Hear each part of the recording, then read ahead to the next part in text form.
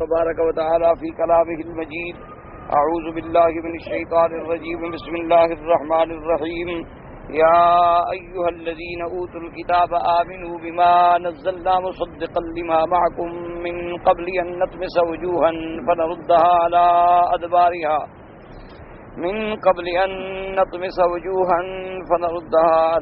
أدبارها أو نلعنهم كما لعنا أصحاب السبت وكان أمر الله مفعولا. إن الله لا يغفر أن يشرك به ويغفر ما دون ذلك لمن يشاء ومن يشرك بالله فقد افترى إثما عظيما. قال المؤلف والمفسر رحمه الله تعالى أدام النفع بعلومه وعلومكم في الدارين آمين. إلى أن قال. الحديث الثالث. قال الإمام أحمد حدثنا صفوان بن عيسى قال حدثنا ثور بن يزيد عن أبي عون النبي إدريس قال سمعت معاوية رضي الله تعالى عنه يقول سمعت رسول الله صلى الله عليه وسلم يقول كل ذنب عسى الله أن يغفره إلا الرجل يموت كافرا أو الرجل يقتل مؤمنا متعمدا. ورواه النسائي محمد بن مسنى عن صفوان بن عيسى به. اب مفسر رحمۃ اللہ علیہ اس آیت مبارک پر دلائل ذکر فرما رہے ہیں کہ اللہ تبارک و تعالی شرک کا گناہ جو ہے وہ تو کبھی معاف نہیں کریں گے. شرک کے علاوہ جتنے گناہ ہیں وہ اللہ تبارک و تعالی چاہیں جس کے لیے چاہیں جس کو چاہیں معاف فرما دیں. لیکن شرک کے بارے میں اللہ کی قدرت کا یہ حتمی فیصلہ ہے کہ شرک کبھی معاف نہیں ہوگا. لیکن یہ بات سمجھ لیں کہ شرک معاف نہ ہونے کا کیا مطلب ہے کہ آدمی شرک کی حالت میں مر جائے.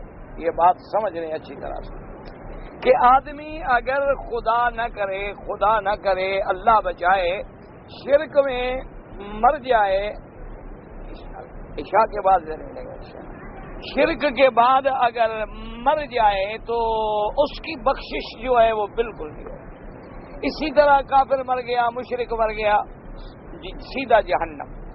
اچھا, شرک کے علاوہ جتنے گناہ ہیں اب ان کی دو قسمیں ہیں.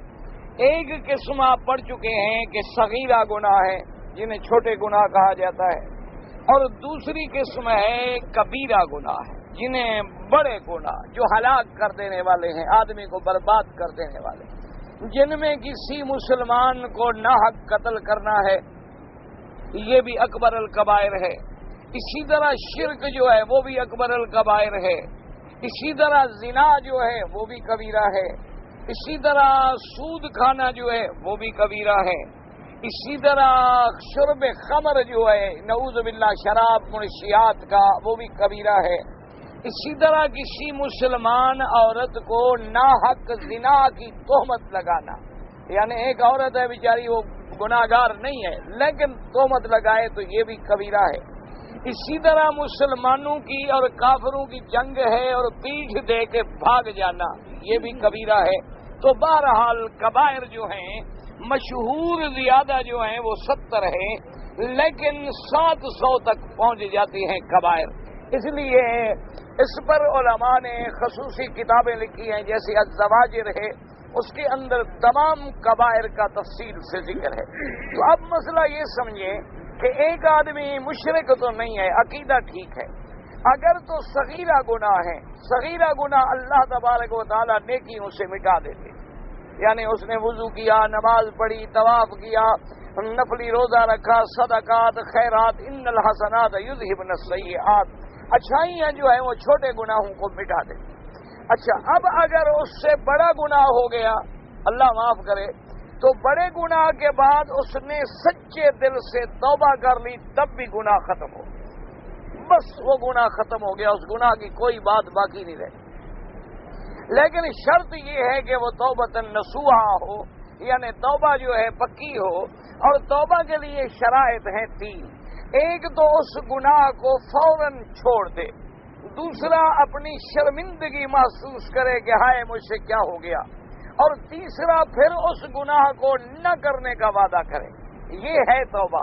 یہ صرف زبانی کلامی جو توبہ ہے نا, ہم کہتے ہیں اللہ میاں توبہ, اللہ میاں توبہ, اس کا کوئی فائدہ نہیں ہوتا. یہ توبہ نہیں ہوتی بلکہ یہ تو مذاق ہے. خدا نہ کرے کہیں ہم اللہ کے غضب کو دعوت دے دیں کہ ہم زبان سے توبہ توبہ کرتے ہیں اور دل میں ہوتا ہے ابھی باہر نکل کے جا کے نعوذ باللہ گناہ کریں گے، تو یہ توبہ نہیں ہوتی بلکہ یہ استہزاء ہے، یعنی اللہ کے عذاب سے ڈرنا چاہیے کہیں ایسا نہ ہو۔ اس لیے علماء نے لکھا ہے کہ ایسی توبہ سے تو پھر توبہ کریں۔ توبہ کا معنی یہ ہے کہ گناہ کو بالکل چھوڑ دیں اور ندامت محسوس کریں اور آئندہ نہ کریں۔ اچھا، اب اگر توبہ کر لی التائب من الذنب کمن لا ذنب لہ، جس نے توبہ کر لی گویا اس کا گناہ رہا ہی نہیں، اللہ معاف کر دے۔ اب ایک شکل اور ہے کہ ایک آدمی گناہ گار ہے اور گناہوں میں مر گیا، توبہ بھی نہیں کر سکا، یہ الگ بات ہے۔ مثلا اللہ معاف کرے کتنے لوگ ہیں شراب پیتے پیتے مر گئے، اچھا کتنے لوگ ہیں اللہ معاف کرے چوری کرنے کے لیے گئے اور کسی نے ڈنڈا مارا مر گئے، کتنے لوگ ہیں اللہ معاف کرے لوگوں کے گھر میں ڈاکہ ڈالنے گئے گھر والوں نے گولی ماری مر گئے، کتنے لوگ ہیں خدا معاف کرے زنا کے لیے گئے گھر والے جاگ پڑے مارا مر گئے، کتنے لوگ ہیں جو زنا کی حالت میں ہوتے ہیں اور آ کر دوسرا گولی مار دیتا ہے مر گئے، اب توبہ کا موقع ہی نہیں ملا۔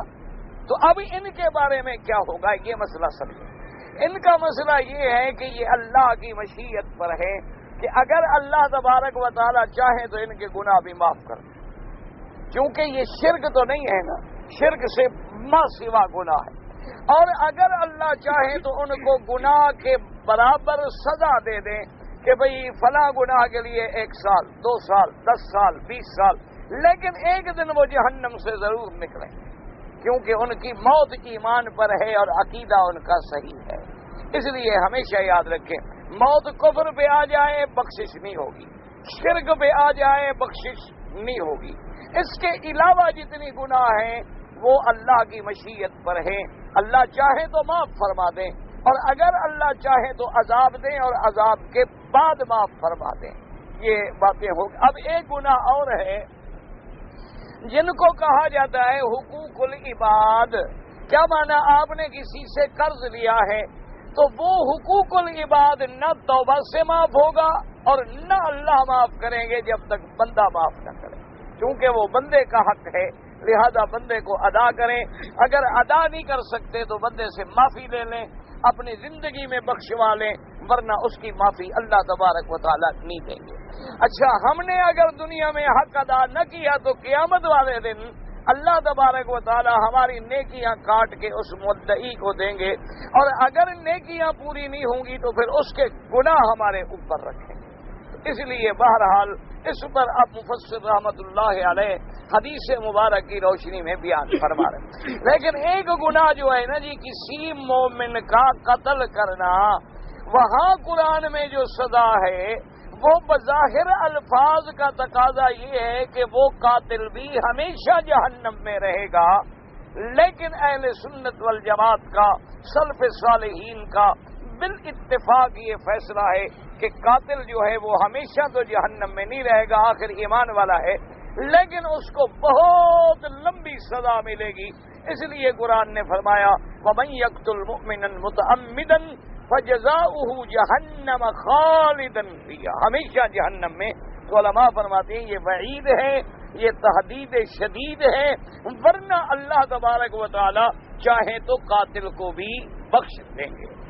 جیسے کہ ایک حدیث مبارک موجود ہے کہ ایک آدمی نے 99 قتل کر لیا اور اس کے بعد پھر اس نے ایک اور بھی قتل کر دیا، 100 پورے ہو گئے۔ اب وہ مسئلہ پوچھنے کے لیے بستی کی طرف جا رہا تھا کہ موت آ گئی، تو اللہ نے حکم دیا فرشتوں کو کہ ایک بستی تو وہ ہے جہاں اس نے قتل کیا اور ایک بستی وہ ہے جہاں یہ مسئلہ پوچھنے کے لیے جا رہا تھا، اگر یہ قتل والی بستی کے قریب ہے تو جہنم میں ڈال دو، اور اگر مسئلہ پوچھنے والے اہل علم کی بستی قریب ہے تو جنت میں بھیج دو۔ تو اللہ نے اس کے گناہ معاف کر دیے، حالانکہ وہ 100 آدمی کا قاتل تھا۔ تو اس لیے علماء نے فرمایا کہ قتل جو ہے وہ بھی معاف ہوگا، لیکن جس کو اللہ چاہیں گے، اگر اللہ چاہے تو بغیر عذاب کے بھی معاف کر دیں، اور اللہ چاہے تو عذاب دینے کے بعد معاف کریں۔ اسی لیے اس حدیث مبارک میں یہ تیسری حدیث ہے جو کچھ نہ کہو، بچے کو کچھ نہ کہے، بچہ ہے چھوڑ دیں، کیا ہے، بچے کو کچھ نہ کہے، وہ کھیلنے دیں، خود بخود آیا ہے خود بخود چلا جائے گا۔ حدیث ثالث ہے جناب، یہ حدیث ثالث میں آپ دیکھیں حضرت معاویہ رضی اللہ تعالیٰ عنہ فرماتے ہیں سمیت رسول اللہ صلی اللہ علیہ وسلم یقول، فرماتی ہیں کہ میں نے حضور پاک سے سنا کل ذنب نسأل اللہ ان یغفرہ الا الرجل یموت کافرا، حضور پاک نے فرمایا کہ ہر گناہ جو ہے اس کی معافی ہو سکتی ہے، اللہ چاہے تو معاف کر دے، لیکن وہ جو آدمی کفر پہ مر گیا، شرک پہ مر گیا، معاف نہیں ہوگا۔ اب الرجل یقتل مؤمنا متعمدا، یا وہ آدمی جو کسی مسلمان کو بلا وجہ قتل کر دے۔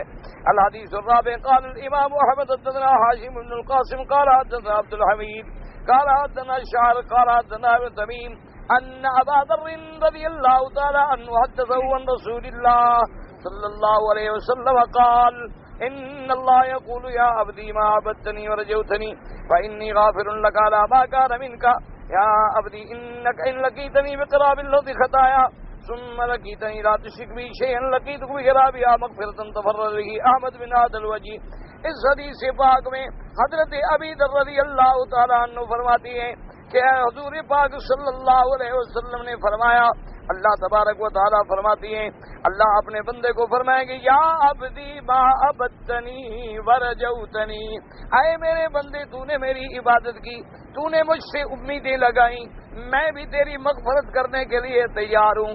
اللہ فرمائیں گے میرے بندے اگر یہ ساری زمین تیرے گناہوں سے بھر جائے لیکن تو شرک نہ کرے تو میں اتنی مغفرت لے کر تیری بخشش کر دوں گا، لیکن شرط یہ ہے کہ شرک نہ کرے۔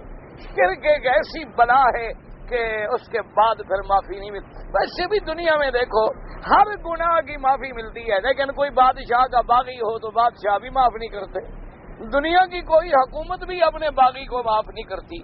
تو جب بندے کی بغاوت ناقابل معافی جرم ہے تو جو خدا کا باغی ہے، اللہ کو چھوڑ کے غیروں کو سجدہ کرتا ہے، اللہ کو چھوڑ کے غیروں کو حاجت روا اور مشکل کشا سمجھتا ہے، اللہ کو چھوڑ کے غیروں کی منتیں اور نظر اور نیازیں چڑھاتا ہے، اللہ کو چھوڑنے کے بعد غیروں سے نفع نقصان کا طلبگار رہتا ہے، اس کو خدا کیسے معاف کرے؟ اس لیے اللہ پاک اپنے باغی کو کبھی معاف نہیں کرتے۔ الحدیث الخامس قال الامام احمد حدثنا عبد الصمد قال حدثنا ابي قال حدثنا حسين بن بريدة ان يحيى بن يعمر حدثه ان ابا الاسود الديلي حدثه ان ابا ذر حدثه ان رسول الله صلى الله عليه وسلم قال ما من عبد قال لا اله الا الله ثم مات على ذلك الا دخل الجنه قلت وان زنا وان سرق قال وان زنا وان سرق قلت وان زنا وان سرق قال وان زنا وان سرق ثلاثا ثم قال في الرابعة إلى رغم أنف أبي ذر قال وخرج أبو ذر وهو يجر إزاره وهو يقول وإن رغم أنف أبي ذر وكان أبو ذر يحدث بهذا بعض يقول وإن رغم أنف أبي ذر أخرجاه من حديث حسين به۔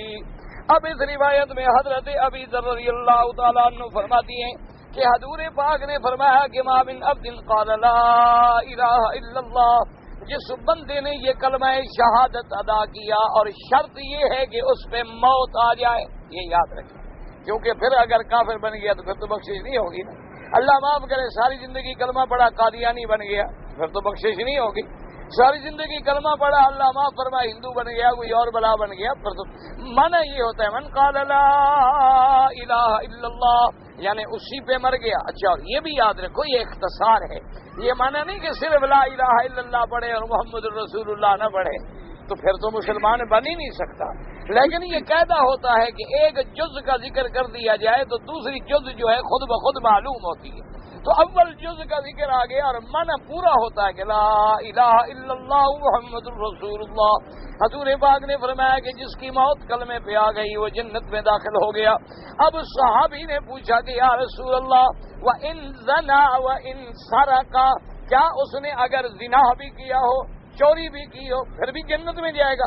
حضور نے فرمایا ہاں، چاہے زنا کیا ہو چاہے چوری کی ہو۔ صحابی نے پھر پوچھا کہ یا رسول اللہ چاہے وہ زنا بھی کرے چوری بھی کرے؟ آپ نے فرمایا ہاں، زنا بھی کرے چوری بھی کرے پھر بھی جنت میں جائے گا۔ صحابی نے تیسرے دفعہ پوچھا، حتیٰ کہ چوتھے دفعہ حضور نے فرمایا علی رغم انف ابی ذر، ابی ذر تم بار بار جو پوچھ رہے ہو تیری ناک مٹی میں جائے، تیری ناک کو یعنی نیچے کر کے خدا اس کو جنت میں ضرور بھیجے۔ اس کی وجہ یہ تھی کہ ایک تو صحابہ کے نزدیک زنا اور چوری اتنا بڑا جرم تھا کہ ان کے دماغ میں یہ بات ہی نہیں آ سکتی تھی کہ کوئی زنا کرنے والا جنت میں بھی جائے گا یا کوئی چوری کرنے والا بھی جنت میں جائے گا. ایک دوسری بات یہ تھی کہ بعض لوگوں کا عقیدہ یہ ہے کہ اگر مسلمان سے گناہ کبیرہ ہو جائے تو وہ کہتے ہیں جنت میں وہ نہیں جائے گا. اس لیے بھی صحابی کو اشکال ہوا تو حضور نے فرمایا کہ نہیں، چاہے جتنے گناہ کیوں نہ ہوں، شرط یہ ہے کہ موت ایمان پہ آئے، وہ جنت میں جائے گا. اب یہ سمجھیں، یہ ضروری نہیں کہ فوراً جائے گا، اللہ چاہے تو فوراً بھیج دے، اللہ چاہے تو عذاب دینے کے بعد دے. کیونکہ ایک حدیث مبارک سے دوسری حدیثیں جو ہیں سب کو ملا کر پھر علماء خلاصہ نکالتے ہیں. اسی لیے ہمارے عام لوگ جو ہیں وہ اردو کے ترجمے میں کوئی ایک حدیث پڑھ لیتے ہیں لیکن دوسری حدیثوں پر نظر نہیں ہوتی. اس وجہ سے وہ بیچارے پھر کسی غلط فہمی میں مبتلا ہو جاتے ہیں. یاد رکھ لیں کہ معنی یہ ہے، یہ ضروری نہیں کہ وہ زنا کرتا رہے چوری کرتا رہے، زنا کرتا رہے چوری کرتا رہے، نہ. مقصد یہ ہے کہ بھی زنا بڑا جرم ہے، چوری بڑا جرم ہے، لیکن قابل معافی ہے. شرک جو ہے وہ ناقابل معافی ہے. اس کا مطلب یہ نہیں ہوتا کہ کوئی آدمی یہ حدیث پڑھنے کے بعد یہ سوچ لے کہ اچھا بھی ہم کلمہ تو پڑھتے ہیں پھر جو مرضی آئے کرتے رہے. یہ مقصد نہیں ہوتا، کیونکہ اللہ تبارک و تعالی نے دوسری جگہ پھر حدود بیان فرمائی ہے، پھر زنا کی سزا بیان فرمائی ہے کہ اگر کوئی کنوارا زنا کرے گا تو 100 کوڑے مارے جائیں گے، اگر شادی شدہ زنا کرے تو اس کو رجم کر دیا جائے گا، چور کا ہاتھ کاٹا جائے گا. تو دنیا کی سزائیں بھی ذکر ہیں، آخرت کی سزائیں بھی ذکر ہیں. یہ بیان کرنے کا معنی یہ ہے کہ اہل توحید کو اللہ جنت میں بھیجیں گے. باقی ہر جرم قابل معافی ہے، لیکن شرک ایسا جرم ہے جو قابل معافی بھی نہیں. اب فرماتے ہیں جناب الحدیث حضرت ابی ذر جب حدیث سن کے جا رہے تھے تو چادر بھی کھینچ رہے تھے اور وہ لفظ حضور والے بھی فرما رہے، کیوں حضور نے محبت میں فرمایا تھا نا، اللہ رغم انف ابی ذر، اللہ رغم انف ابی ذر. طریق النقرہ حدیث ابی ذر قال حدثنا ابو معاویہ قال حدثنا احمد بن زید بن وهب النبي رضی اللہ تعالی عنہ قال كنت امشي مع النبي صلی اللہ علیہ وسلم في حضرة المدینة عشاء ونحن ننظر الى احد فقال يا ابا ذر قلت لبيك يا رسول الله صلى الله عليه وسلم قال ما احب ان يحضن ذاك عندي ذهبا نمشي ثالثة وعندي منه دينار الا دينار نرصده يعني لدين الا ان نقول به في عباد الله هكذا وهكذا فعن يمينه وعن يساره وبين يديه ثم قال ثم مشينا فقال يا ابا ذر ان الاكثرين والاقلون يوم القيامه الا من قال هكذا وهكذا فعن يمينه ومن بين يديه وعن يساره قال ثم مشينا وقال يا ابا ذر كما انت حتى اتيك قال فانطلق حتى توارى عني قال وسمعت لغة وقلت لعل رسول الله صلى الله عليه وسلم قال فامنت ان اتبعه قال فذكرت قالوا لا تبرأ حتى اتيك فانتظرت حتى جاء فذكرت له الذي سمعته فقال ذاك جبريل اتاني فقال من مات من امتك لا يشرك بالله شيئا دخل الجنة قلت وان زنا وان سرق قال وان زنا وان سرق اخرجه في الصحيحين من حديث الاعمش به وقد رواه البخاري ومسلم ايضا كلاهما عن قتيبة عن جرير بن عبد الحميد بن عبد العزيز وفي عن زيد بن وهب عن ابي ذر. اب اس حدیث میں آتا ہے حضرت ابی ذر رضی اللہ تعالیٰ عنہ فرماتے ہیں کہ میں اپنے آقا سرکار مدینہ حضرت محمد رسول اللہ صلی اللہ علیہ وسلم کے ساتھ حرۃ المدینہ، یہ کب علاقے کا نام ہے، حرہ شرق، جیسے آج کل بھی ہے حرہ شرقیہ غربیہ. کہتے ہیں کہ وہ وہاں عشاء کی نماز کے وقت میں حضور کے ساتھ چل رہا تھا. وَنَحْنُ نَنْظُرُ إِلَىٰ أُحُدٍ، اور ہم ایسے حال میں چل رہے تھے کہ ہمارے سامنے احد پہاڑ تھا، کیونکہ حضور کے سامنے میں یہ بڑی بڑی بلڈنگیں تو تھی نہیں. وہ تو حرم سے نکلو تو معلوم ہوتا تھا کہ احد سامنے ہے. حوالی سے نکلیں، حرہ سے نکلیں، جس طرف سے بھی نکلیں تو بالکل احد سامنے ہوتا تھا. تو فرماتی ہے کہ ہم ایسے چل رہے تھے کہ احد ہمارے سامنے تھا. وَنَحْنُ نَنْظُرُ أُحُدَ، ہم احد پہاڑ کو دیکھ رہے تھے. حضور پاک نے فرمایا کہ ابا ذر، خدا جانتا ہے میں یہ پسند نہیں کرتا کہ اتنا احد پہاڑ جتنا سونا میرے گھر میں ہو، 3 دن گزر جائیں اور میرے گھر میں کچھ بچ جائے، میں یہ پسند نہیں کرتا. ہاں الا دینارا ارصدہ لدین، ہاں یہ الگ بات ہے کہ میں کچھ دینار رکھ لوں کہ قرضہ دینا ہو، ان کے لیے میں کچھ گھر میں چھوڑ دوں تو چھوڑ دوں، ورنہ میرا دل یہ کرتا ہے کہ اگر اللہ اتنا سونا بھی مجھے دے دے تو میں دونوں ہاتھوں سے لوٹاؤں، ادھر بھی آگے بھی دائیں بھی بائیں بھی، 3 دن بھی نہ گزرے اور احد پہاڑ سونا پورا لوٹا دوں، کیونکہ حضور پاک جیسا سخی کون دنیا میں پیدا ہوگا۔ اللہ اکبر۔ اس لیے صحابہ کہتے ہیں نا جی، صحابہ سے جب پوچھا جاتا تھا تو وہ کہتے تھے کہ ساری دنیا میں اگر خوبصورت دیکھنا تھا تو اجمل الناس محمد مصطفیٰ صلی اللہ علیہ وسلم، کہ ساری کائنات میں اللہ نے میرے مدنی جیسے جمال والا پیدا ہی نہیں۔ اور صحابہ کہتے ہیں کہ اگر حضور کی سخاوت دیکھنی تھی تو اجود الناس، کہ ساری دنیا میں حضور جیسا سخی پیدا نہیں، کہ یہ سوال ہی پیدا نہیں ہوتا تھا کہ حضور کو اللہ کچھ دیں اور حضور رکھ لیں، بس جو ملا بس اسی وقت لوٹا دیں۔ حتیٰ کہ میرے آقا سرکار مدینہ صلی اللہ علیہ وسلم حضرت سیدنا بلال رضی اللہ تعالی عنہ کو فرماتے تھے کہ انفق بلالا لا تخشى على ذی العرش اکلالا، کہ اے بلال اللہ کے راستے میں لٹاؤ، بس لٹاؤ، خرچ کرو، تم عرش والے سے ڈرتے ہو کہ تمہیں بھوکا کر دے گا، اللہ کے راستے میں دینے والا کبھی بھوکا نہیں ہو۔ ایک بات یاد رکھ لیں، اللہ کے راستے میں خرچ کرنے کا بدلہ اللہ دنیا میں بھی دیتے ہیں اور آخرت میں بھی دیتے ہیں۔ حتیٰ کہ ایک دفعہ یعنی حضرت بلال حضور کے گھر کے خرچ کرنے کے ذمہ دار تھے تو وہ قرضہ لے لیتے تھے۔ ایک دن حضرت بلال روتے ہوئے آ گئے، حضور نے فرمایا کہ بلال کیوں رو رہے ہو؟ اس نے کہا حضور ایک یہودی کی دکان سے میں لیتا ہوں قرضہ، آپ کے مہمان آ جاتے ہیں، آپ حکم فرماتے ہیں تو میں آٹا لے لیا، کبھی کھجور لے لیا، کبھی کوئی چیز لے لیا، تو آج اس یہودی نے بازار میں مجھے پکڑ لیا، میرے گلے میں کپڑا ڈال دیا اور اس نے کہا کہ بلال سنو، تم قرضہ لے رہے ہو اور دینے کا تم نام ہی نہیں لیتے، اگر تم نے مجھے 2 دن میں قرضہ ادا نہ کر دیا تو میں تمہیں پھر بیچ دوں گا، غلام بنا کر تمہاری بولی لگاؤں گا اور غلام بنا کے بیچ دوں گا، اور جتنے پیسے ملیں گے قرضہ لے لوں گا، باقی بچیں گے تو دے دوں گا ورنہ نہیں۔ تو حضرت بلال رونے لگے کہ یا رسول اللہ میں تو پہلے بھی غلام تھا، اب یہ بدبخت مجھے پکڑ کے پھر بیچ دے گا۔ اب حضور سن رہے ہیں اور مسکرا رہے ہیں، حضرت بلال رو رہے ہیں۔ حضور نے فرمایا اچھا بلال پھر تم نے کیا سوچا کہ کیا کریں؟ اس نے کہا حضور بات یہ ہے کہ نہ تو میرے پاس کوئی پیسے ہیں نہ آپ کے پاس کوئی پیسے، اب میں نے ایک حل سوچا ہے، اگر آپ مجھے اجازت دیں۔ تو آپ نے فرمایا بتلاؤ کیا حل سوچا؟ اس نے کہا جی حل یہ ہے کہ میں چھپ جاتا ہوں، میں کہیں دور چلا جاتا ہوں، نہ میں ہوں گا نہ مجھے پکڑے گا، اور آپ نے تو قرضہ لیا نہیں کہ آپ کو پکڑے، قرضہ تو لیا ہے میں نے، اور جب میں چھپ گیا تو کیا کرے گا یہودی میرا، اور جب آپ کو پیسے مل جائیں تو مجھے آپ خبر کریں، میں ادا کر کے پھر واپس آ جاؤں گا۔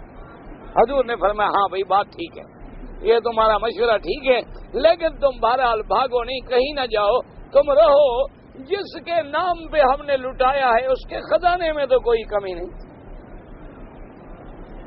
حضرت بلال فرماتے ہیں کہ رات ہو گئی، سونے کے لیے چلے گئے، رات کو کچھ حصہ میں نے نیند کا کیا کہ آدمی آیا، اس نے کہا حضور بلا رہے ہیں، میں گیا حضور کی خدمت میں، حضور نے فرمایا کہ مسجد نبوی کے دروازے پہ جاؤ، 2 اونٹنیاں بیٹھی ہیں مال سے لدی ہوئی، وہ سارا مال اتار لو اور کل قرضہ ادا کرو، جو باقی بچ جائے پھر خیرات کر۔ تو حضرت بلال فرماتے ہیں میں آیا تو ماشاءاللہ 2 اونٹنیاں بیٹھی ہیں، سامان لدا ہوا ہے، وہ کہتے ہیں میں نے صبح جا کے یہودی بدبخت سے کہا لو اپنا قرضہ، میں نے اس کا قرضہ ادا کر دیا اور باقی پھر اللہ کے راستے میں لٹا دی۔ تو حضور نے فرمایا میں تو یہ چاہتا ہوں کہ اگر اللہ مجھے سونا پہاڑ احد کے برابر دے دے تو مجھ پر 3 راتیں بھی نہ گزریں کہ میرے گھر میں کوئی پیسہ بچے، بلکہ میں اللہ کے راستے میں لٹا دوں۔ ہاں اگر میں نے کسی کا قرضہ دینا ہو تو یہ علیحدہ بات ہے۔ اور اس کے بعد حضور پاک نے فرمایا کہ ابو ذر فرماتے ہیں کہ پھر ہم چل پڑے، پھر انہوں نے فرمایا ان الاکثرین هم الاقلون یوم القیامہ الا من قال هكذا وهكذا۔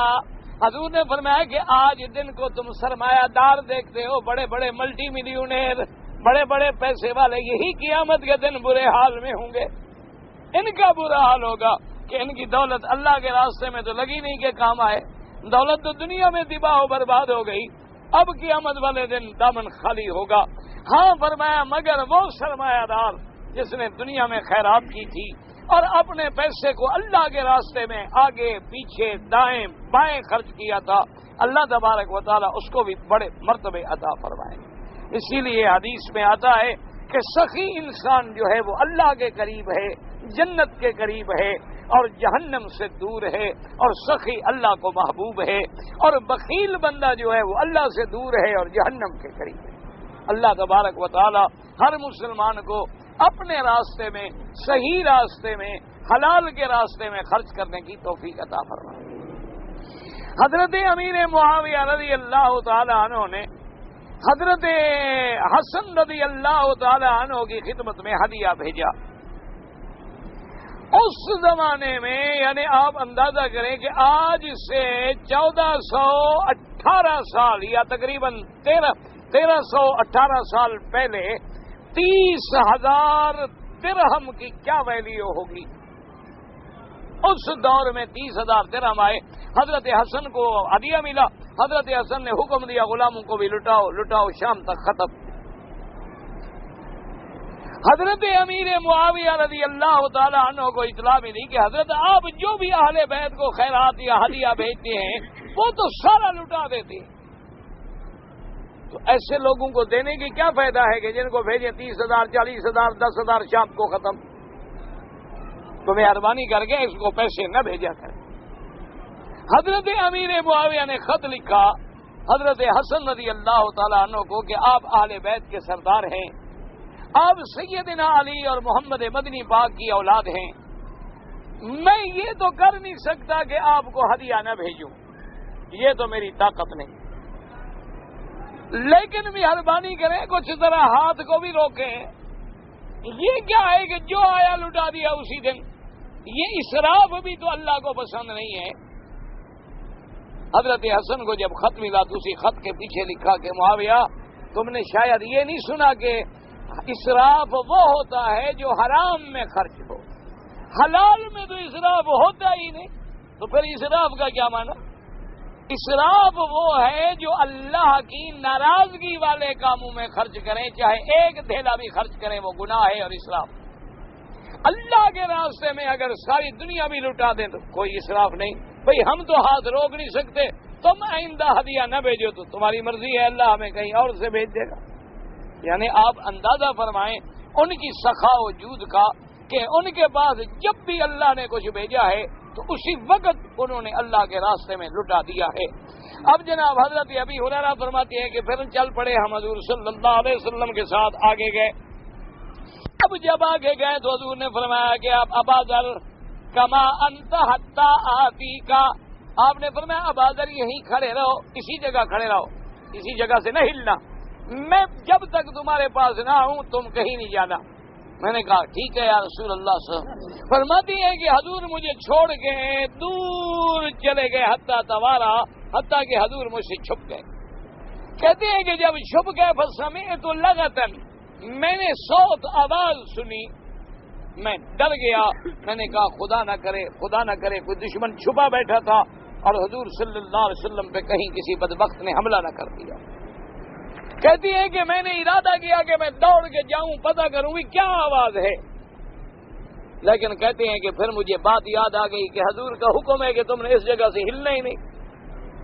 تو اب میں ڈر کے مارے پھر کھڑا ہو گیا. تھوڑی دیر گزری, حضور آئے صلی اللہ علیہ وسلم. میں نے عرض کیا کہ یا رسول اللہ میں تو بہت گھبرا گیا, میں نے آواز سنی, میں ڈر گیا کہ دشمن نے کہیں حملہ نہ کر دیا ہو. آپ نے فرمایا نہیں دشمن کی بات نہیں تھی, اتانی جبرائیل, ابھی جبریل آئے تھے, جبریل علیہ السلام آئے تھے اور وہ مجھے خبر دے کے گئے ہیں کہ اللہ تبارک و تعالی نے فرمایا ہے کہ محمد مصطفیٰ صلی اللہ علیہ وسلم من مات من امتک لا یشرک باللہ شیئا دخل الجنہ. انہوں نے خبر یہ دی ہے کہ اللہ نے فرمایا کہ محمد مدنی صلی اللہ علیہ وسلم تیری امت میں سے جو بندہ بھی اس حال میں مر گیا کہ اللہ کے ساتھ کسی چیز کو شریک نہیں کیا تو سمجھو جنت میں گیا، وہ جنت میں داخل ہو۔ کو شریک کرے، نہ ملک کو شریک کرے، نہ اللہ کی ذات میں شریک کرے، نہ اللہ کی صفات میں شریک کرے، نہ اللہ کے علم میں شریک کرے، نہ اللہ کی عبادت میں شریک کرے، نہ اللہ کی قدرت میں شریک کرے۔ اگر پھر اس حال میں موت آئی تو سمجھو کہ وہ جنت میں داخل ہو گیا۔ اب صحابی کہتے ہیں میں نے پوچھا کہ یا رسول اللہ، چلو آدمی تو موحد ہے، اللہ کے ساتھ شرک تو نہیں کیا، لیکن زنا کیا، چوری کی۔ آپ نے فرمایا چاہے زنا کیا، چوری کی، پھر بھی وہ جنت میں جائے گا، شرط یہ ہے کہ اس کی موت جو ہے وہ عقیدہ صحیح پہ آ جائے، اللہ تبارک و تعالیٰ اس کو توحید پہ موت عطا فرما دے۔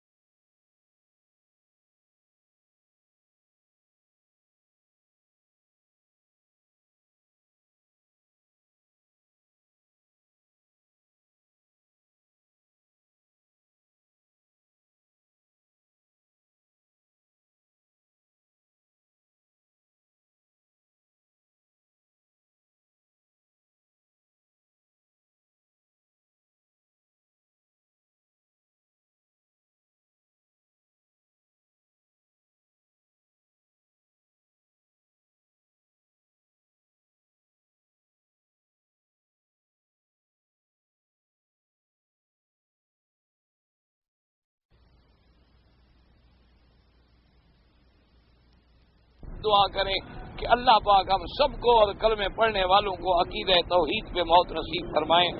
اللہ ہر کلمے پڑھنے والے کا خاتمہ ایمان پہ فرمائیں.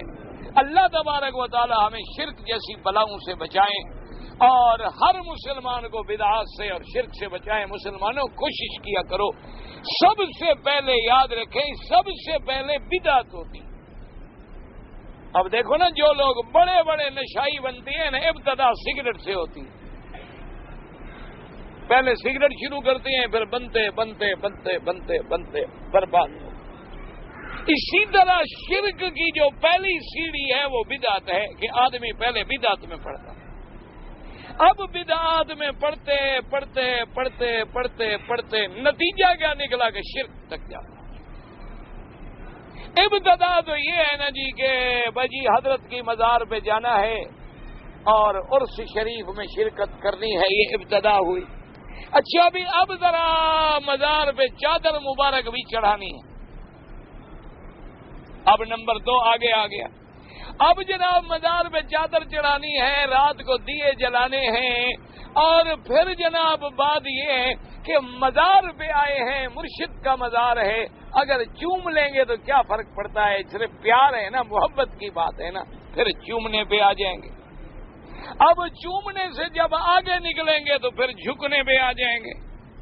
اب جھکنے سے آگے نکلیں گے پھر قبر کے طواف پہ آ جائیں گے. اب طواف سے آگے نکلیں گے تو پھر کہیں گے مہربانی کریں جی آپ اللہ کے محبوب ہیں، مجھے تو آپ دے دینا. آپ اللہ سے مانگ لیں لیکن میں تو آپ سے مانگتا ہوں. انجام کیا نکلا؟ بندہ شرک.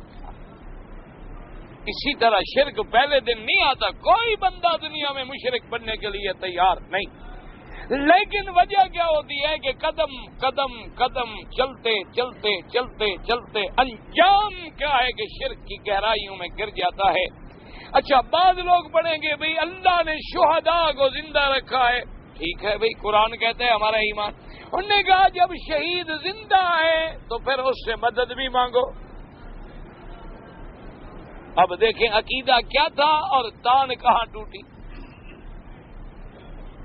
کہ بھائی شہید قرآن کہتا ہے ان کو مردہ نہ کہو، ہمارا ایمان ہے. اچھا اب اگلا نتیجہ خود نکال لیا کہ بابا جب شہید زندہ ہے تو زندہ سے مدد مانگنا تو شرک نہیں ہوتا نا. جیسے اب میں طالب سے کہوں کہ مجھے پانی پلاؤ، یہ کوئی شرک تھوڑا ہے، یہ تو زندہ سے مدد ہے. اب اگر میں اس سے کہوں کہ بھائی تم طالب العلم ہو، میرے ساتھی ہو، میرے لیے دعا کرنا حرم میں، میری پریشانیاں اللہ دور کر رہی ہے، شرک تو نہیں ہے. تو زندہ کو میں کہہ رہا ہوں. نے کہا جب شہید زندہ ہے تو اس کو ہم کہتے ہیں کہ جی شہید بابا ہمارے حال پہ رحم کر. لیکن یاد رکھو ایک ہے کسی کو اعزاز دے اللہ، ایک زندگی دنیاوی ہے، ایک وہ عالم ہی الگ ہے. اس عالم کا اس عالم سے کوئی تعلق بھی نہیں ہے.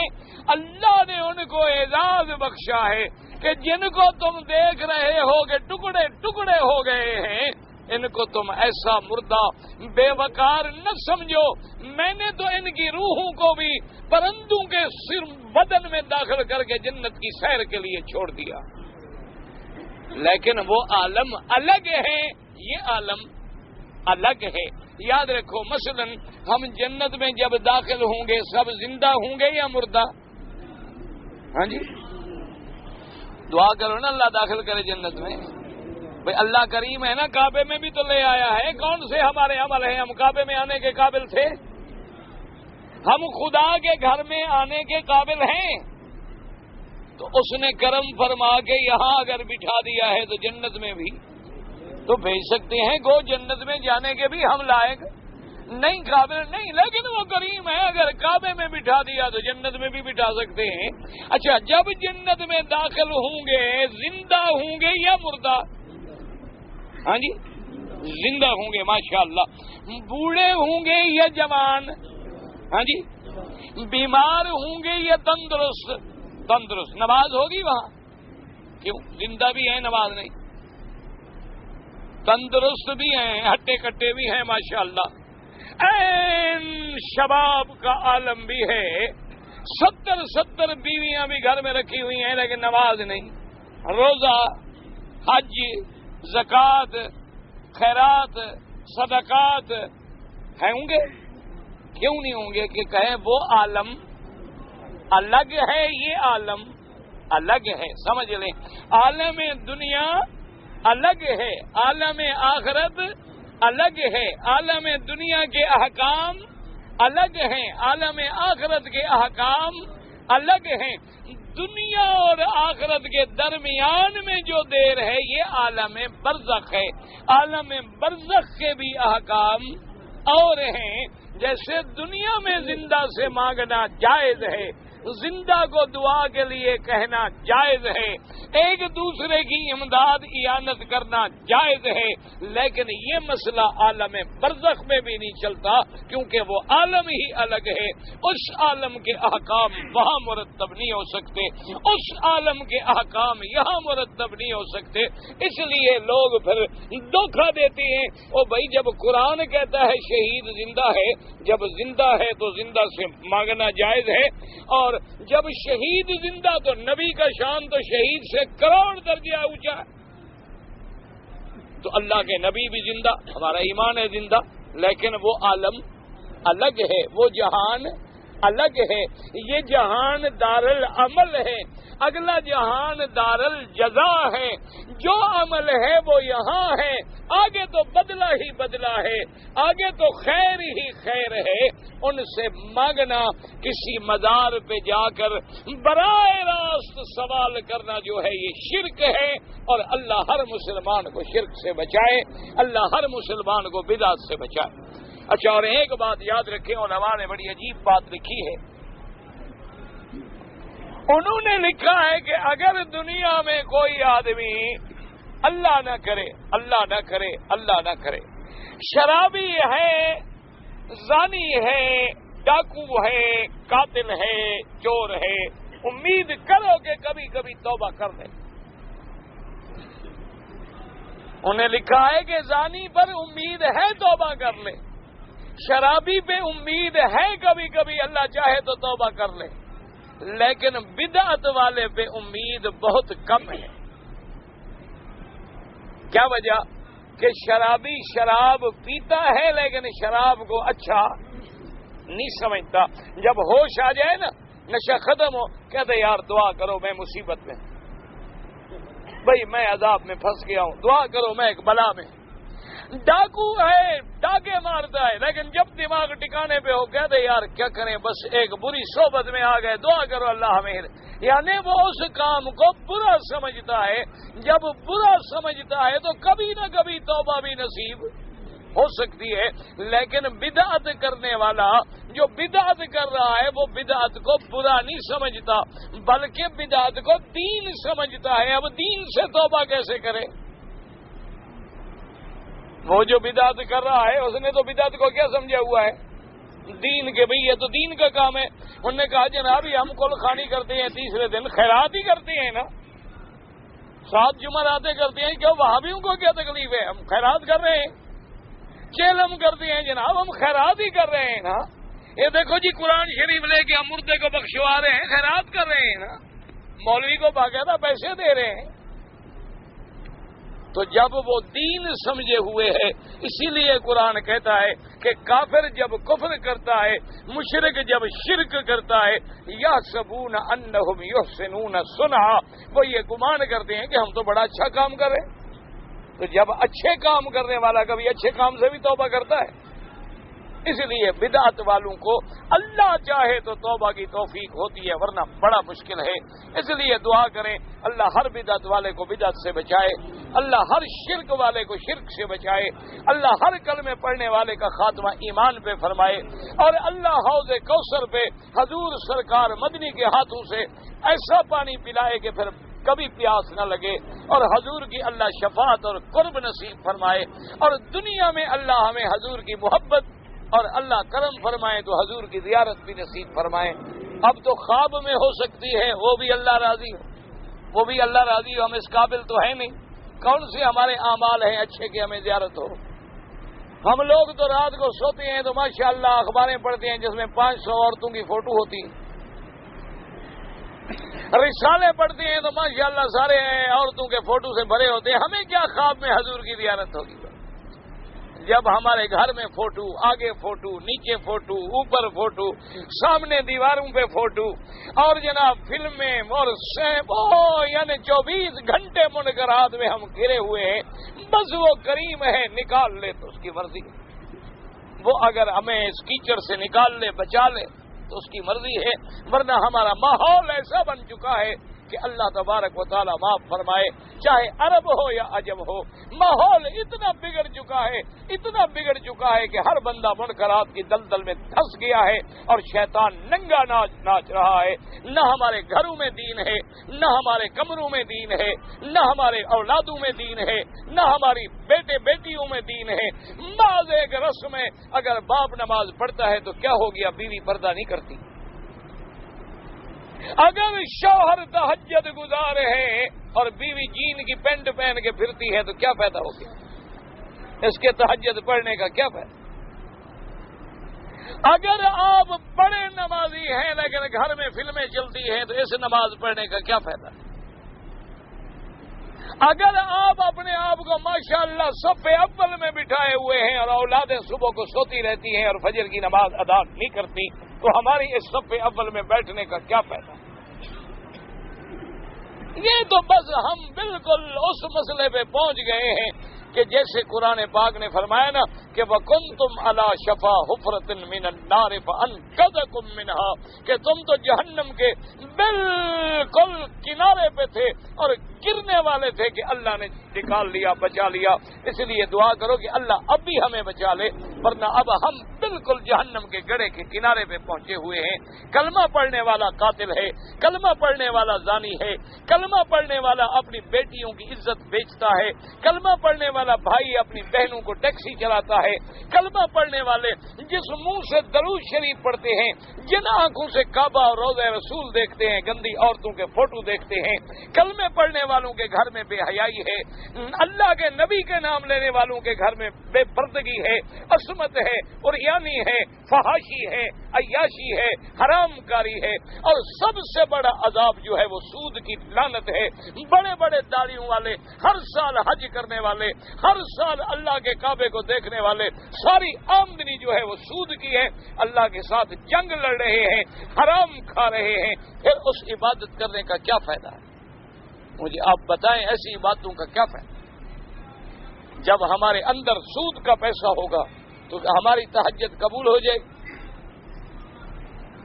ساری زندگی علماء سے مسئلہ پوچھ لیں، چاہے وہ عالم حنفی ہے، شافعی ہے، مالکی ہے، حنبلی ہے، کہ اگر ایک زمین ہے وہ زبردستی ہم نے چھینی ہے یا حرام کے پیسوں سے خریدی گئی ہے، اس جگہ پر نماز جائز ہے؟ ہاں جی، اگر زمین ناپاک ہے تو نماز جائز نہیں، اندر سود کا پیسہ ہے تو عبادت جائز ہے۔ اور سود اتنی بڑی لعنت ہے، یاد رکھیں کہ ایک روایت میں ہے کہ اس کی جو ادنا گناہ ہے وہ اپنی ماں سے 70 بار زنا کرنے کے برابر۔ آج مجھے بتائیں، ایمان سے کہیں کتنے لوگ ہیں جو سود سے بچے ہوئے؟ اس لیے بالکل میرے مدنی نے صحیح فرمایا، حضور پاک نے فرمایا کہ میری امت میں ایک وقت آئے گا جو لوگ سود نہیں کھائیں گے پھر بھی سود کا دھواں ان کے ناک میں پہنچے گا۔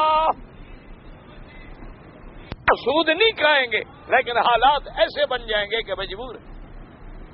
آج گھر میں کوئی آدمی پیسہ رکھ سکتا ہے؟ بینک میں رکھتے ہیں نا، ٹھیک ہے، شریعت میں جائز ہے، مجبوراً بینک میں کرنٹ اکاؤنٹ میں پیسے رکھنے جائز ہیں، لیکن جن کے بینک میں ہم نے پیسہ رکھا ہوا ہے ہمارے پیسے سے وہ سودی کاروبار کر رہے ہیں کہ نہیں کر رہے؟ اچھا مجھے بتائیں، آپ حج کرنا چاہتے ہیں، کتنا عرصہ پہلے آپ کے پیسے داخل ہو جائیں گے؟ کم از کم 8 مہینے یا 6 مہینے، ٹھیک ہے؟ وہ 6 مہینے جو ہمارا حج کا پیسہ ہے حلال، جو ہم نے ٹیڈی جوڑا ہوتا ہے، وہ بینکوں میں ڈالا جاتا ہے، اس پہ سود لیا جاتا ہے۔ اور اس سود سے ماشاءاللہ ہماری دوائیں آتی ہیں، ہماری خدمت کرنے کے لیے عملہ آتا ہے۔ اور اب تو ماشاءاللہ حاجی صاحبان ادھر پڑتے ہیں لبیک، اور گلے میں ہوتی ہے ایک ڈبہ ہوتا ہے بینک والوں کی طرف سے ہدیہ۔ یہ بڑا خوش ہے کہ شاید بینک والے پاگل ہو گئے ہیں کہ مجھے ہدیہ دیا۔ انہوں نے ہدیہ نہیں دیا، انہوں نے تجھے اشتہار بنایا ہے کہ ہمارے اس گناہ میں تم شریک ہو جاؤ تاکہ تمہارا حج برباد ہو جائے۔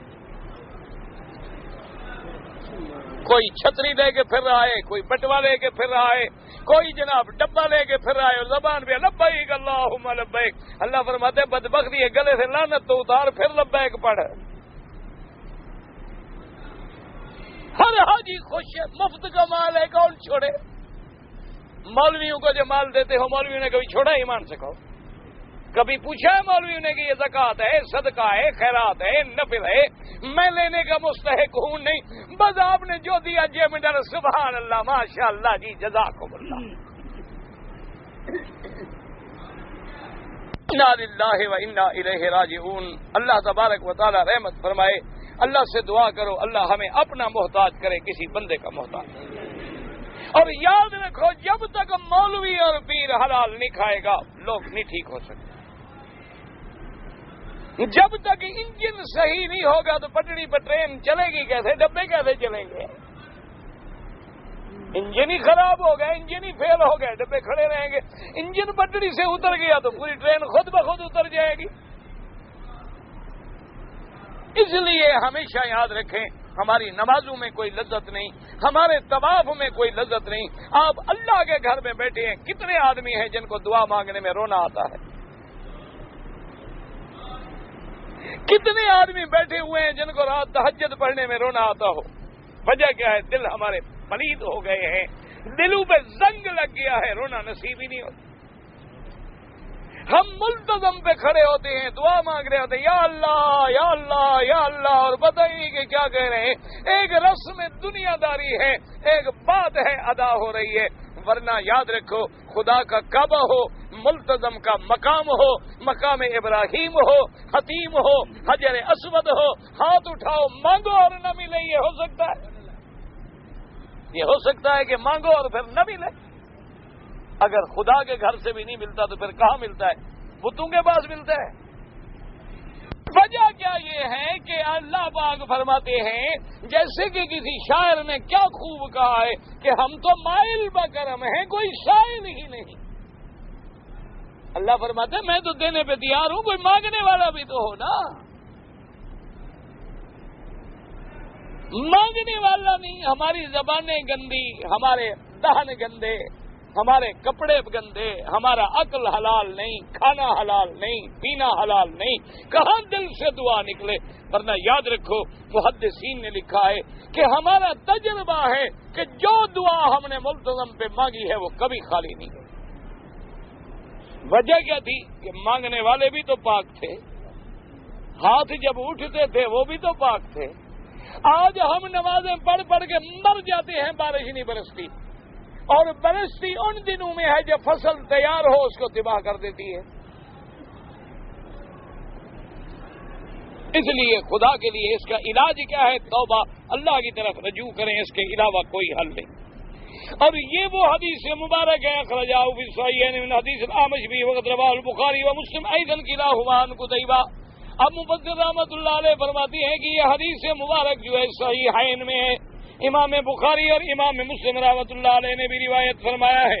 اسی طرح ایک اور طریقے سے بھی نبی قال خرجت لیلۃ من اللیالی، کہ میں ایک رات نکلا، فإذا رسول اللہ صلی اللہ علیہ وسلم یمشی وحدہ لیس معه انسان، کہتی ہے کہ میں نے دیکھا کہ حضور اکیلے جا رہے ہیں اور حضور کے ساتھ کوئی بندہ نہیں۔ قال فظننت انه يمشي معه احد، قال فجعلت امشي في ظل القمر فالتفت فرآني فقال من هذا فقلت ابو ذر جعلني الله فداك قال يا ابا ذر تعال۔ اب حضرت ابی ذر فرماتے ہیں حضور اکیلے جا رہے تھے، میں نے یہی سمجھا کہ حضور چاہتے ہیں کہ میں اکیلا جاؤں، آج میرے ساتھ کوئی نہ چلے، اس لیے کہتے ہیں کہ میں دور دور دور دور چاندنی کی روشنی تھی چل رہا تھا، تھوڑی دیر گزری تو حضور نے فرمایا کہ من کون ہو؟ میں نے کہا حضور ابو ذر جعلنی اللہ فدا کا یا رسول اللہ، اللہ مجھے آپ پر فدا کرے، میں آپ پہ قربان ہو جاؤں، میں ابو ذر ہوں۔ حضور نے فرمایا ابا ذر تعال، ادھر آؤ، میرے پاس آؤ۔ اب فرماتے ہیں کہ میں قریب آ گیا، ومشيت معه ساعة فقال ان المكثرين والمكرمين يوم القيامة الا من آتاه الله خيرا فجعل يبث عن يمينه وشماله وبين يديه وراءه وعمل فيه خيرا۔ حضور نے فرمایا کہ آج ابو ذر جو دنیا والے ہیں، پیسے والے، سرمایہ والے، قیامت میں سب سے زیادہ یہی بھوکے ہوں گے۔ ہاں مگر وہ لوگ جو اللہ کے راستے میں اپنے دائیں بائیں آگے پیچھے لٹائیں اور دولت کو خیر میں خرچ کریں۔ کہتے ہیں اس کے بعد میں چلا مکال لی اجلس ہاں ہونا، حضور نے فرمایا کہ ابو ذر ادھر بیٹھ جاؤ۔ قال واجلسني بقائن حول حجاز فقال اذا ترجیح، ایک ایسی جگہ بٹھایا کہ میرے ارد گرد جو تھے پتھر پڑے ہوئے تھے، آپ نے فرمایا یہیں بیٹھے رہو، میں تمہارے پاس واپس آؤں گا۔ قال فانطلق في الحضرة حتى لا أرى، حضور آگے چلے گئے اسی گھاٹی میں حتیٰ کہ دور ہو گئے۔ فلبث عني يتطلع ثم إني سمعته وهو مقبل ويقول وإن زنا وإن سرق، کہتے ہیں کہ میں نے دیکھا کہ حضور پاک واپس آ رہے ہیں اور یہ الفاظ بھی کہہ رہے ہیں کہ چاہے وہ چوری کرے چاہے وہ زنا کرے۔ کہتے ہیں مجھے سمجھ نہ آیا۔ فلما جاء المسورة قلت يا نبي الله جعلني الله فداك من تقلبي جانب حضرتي، میں نے کہا حضور میں آپ پہ قربان جاؤں، آپ کے ساتھ کون بات کر رہا تھا، آپ کس سے بات کر رہے تھے؟ فإني سمعت أحدا يرجع إليك، میں دیکھ رہا تھا کہ کوئی بندہ آپ کو آپ کی بات کا جواب بھی دے رہا ہے۔ قال ذاك جبرائیل، حضور نے فرمایا وہ اللہ کا فرشتہ جبریل تھا۔ رضا علیہ من جانب اللہ وقال بشر امتك انه من مات لا يشرك بالله شيئا دخل الجنہ۔ حضرت جبریل آئے اور نے کہا کہ اللہ پاک فرماتے ہیں کہ میرے مدنی پاک سے جا کے کہہ دو کہ اپنی امت کو خوشخبری سنا دیں کہ من مات لا يشرك بالله شيئا، جو بندہ اس حال میں مرا کہ اللہ کے ساتھ شریک نہیں کیا جنت میں جائے گا۔ اس کے بعد قلت یا جبریل ان سرق قال نعم قلت ان سرق وان زنا قال نعم قلت وان سرق وان زنا قال نعم وان شرب الخمر۔ حضور فرماتی ہیں کہ میں نے جبریل سے پوچھا کہ جبریل کیا میرا امتی چاہے وہ زنا بھی کرے چوری بھی کرے پھر بھی جنت میں جائے گا؟ انہوں نے کہا ہاں حضور جنت میں جائے گا۔ میں نے پھر پوچھا، انہوں نے کہا حضور چاہے وہ شرابی ہے، زانی ہے، چور ہے، لیکن مشرک نہیں۔